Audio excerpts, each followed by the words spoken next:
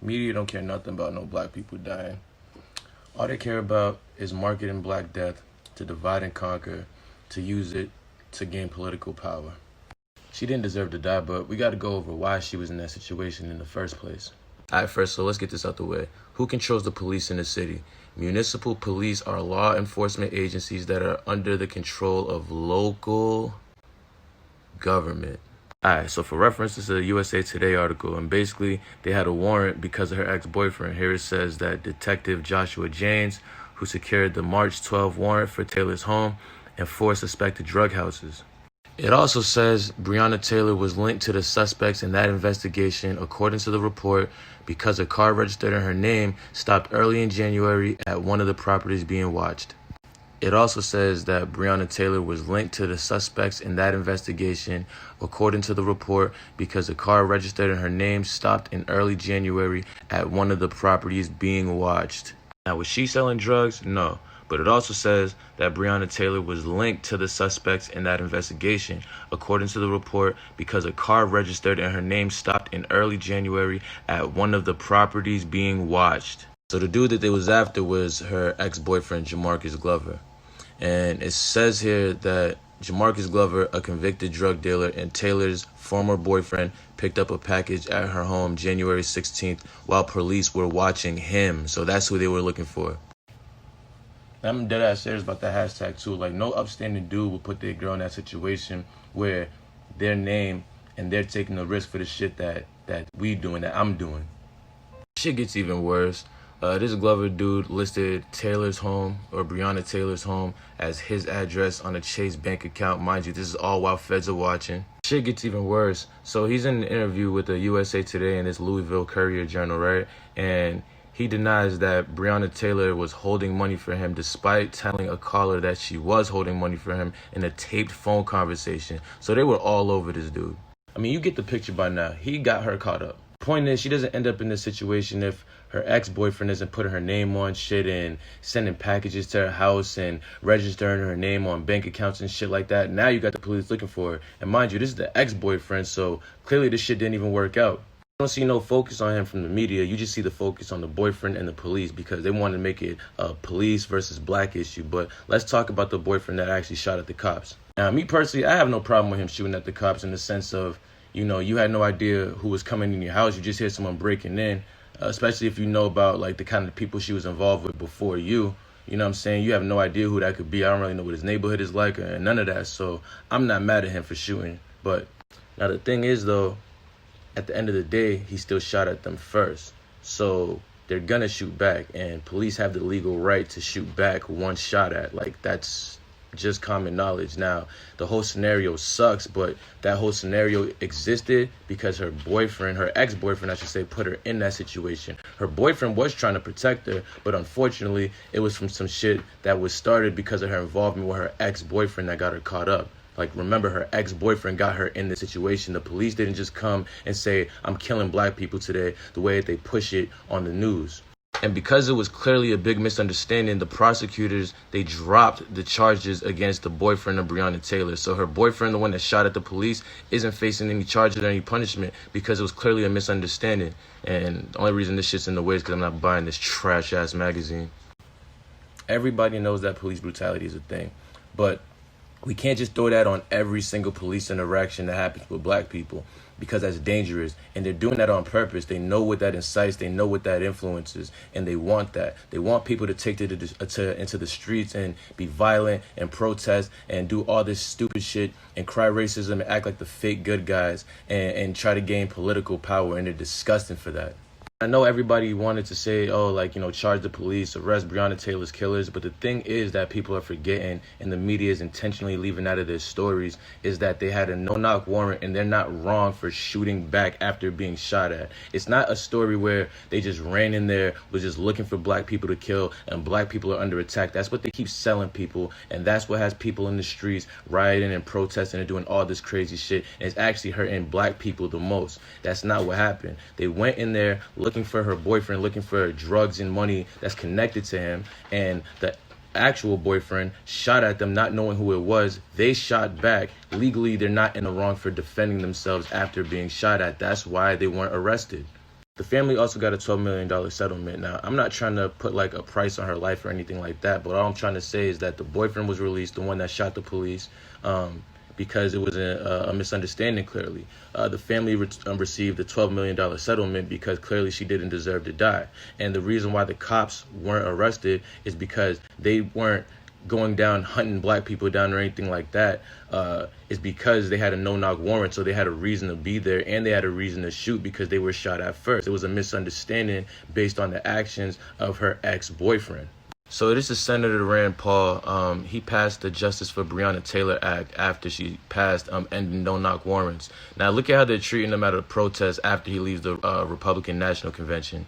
Hey man, come on now. You can't say Breonna's name. Breonna Taylor. Mind you, he passed reform and ended no-knock warrants already. Rand Paul won't even say her name. And the investigation was still going on. They like ready to attack him. The only reason why they're not fucking him up is because police is right there. This shit is crazy.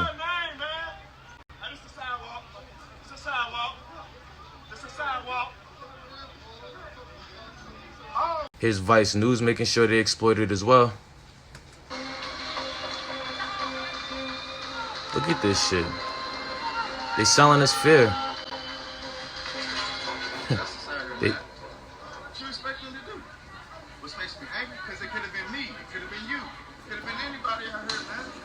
And you heard what he said? He said, that could have been me, that could have been you.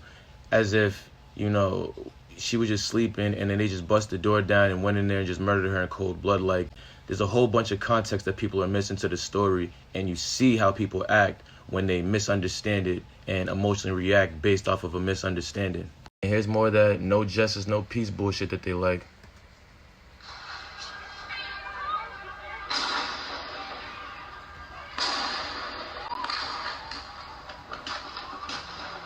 They're selling us fear, like I said. They're selling us fear. If anything, this shit is traumatizing. The way they report it and the shit that happens after, on top of all this pandemic shit that we're going through. And here's the biggest fucking con artist in fucking Black America. Here we are in 2020. We've gone from Bull Connor to Bull Trump. What the fuck does Trump have to do with this? We've gone from a mean-spirited sheriff to a mean-spirited president. Look what he's talking. He's supposed to be talking about. With the words of interposition and nullification. We do not want to be disrespected. Fucking How clown. do you speak while this young man, Jacob, lies and look at the people in the crowd. and you won't call his name? How do you sit while Breonna Taylor's in a grave and you won't call her name? My favorite part. How do you sit while Eric Garner's in a grave Who? and you won't call his name? Like I said earlier in the video, state police are controlled by local government. So what the fuck is he bringing up Trump for? That's all they fucking care about. And what the fuck is he talking about Eric Garner for? That shit happened in 2014. That was under Obama's administration. So what the fuck is he talking about? He can't even get his shit straight because he's so worried about manipulating like all those black people that were there and exploiting their anger and exploiting Black death. That's all he cares about, to try to fucking fit a political agenda because he's a fucking sellout. Mind you, he was speaking at the March on Washington.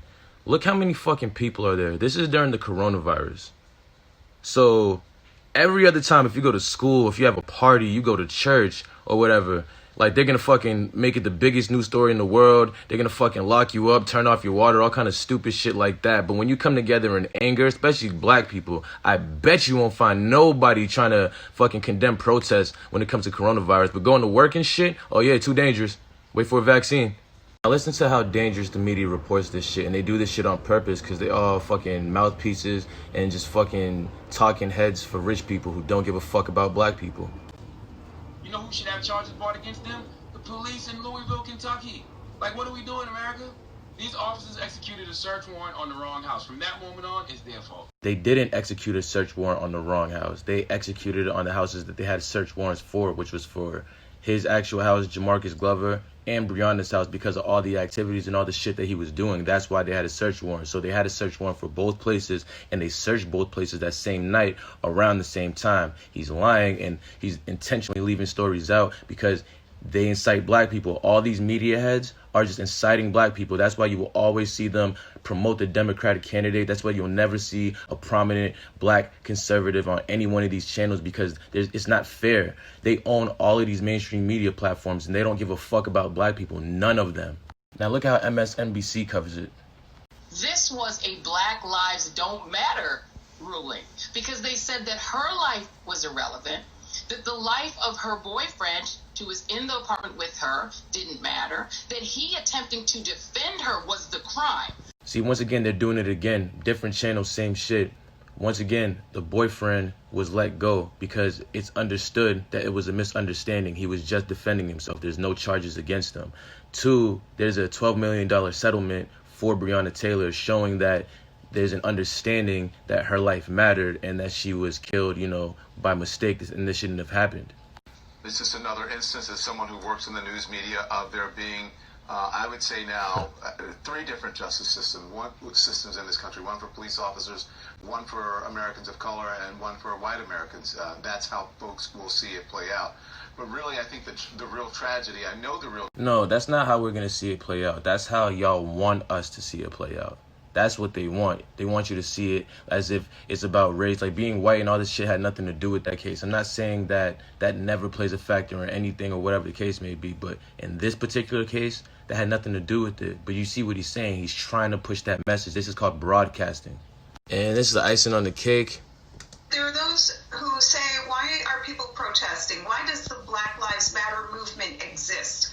And it exists because of moments like this, when the system fails us as black people. It's an incredibly disappointing day and a reminder of the tremendous work that must be done to address the ways in which racism infects every aspect of policing, the criminal justice system. Again, not arguing that racism or like police brutality or any of that. Like, we all understand that shit. Like, let's get past that. We understand that.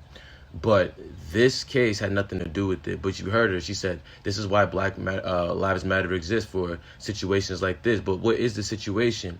It's a situation that the mainstream media reported in the news, intentionally left out certain information that incited more riots and more bullshit and more divisiveness and just more death and more trauma and more just fucking emotional anguish on the black community. And that's all they care about. And you heard through the media clips that it always ties back into politics. It always ties back into the government and who's in charge of the government at this current time, not who's been in charge of the government for like the last 50 fucking years.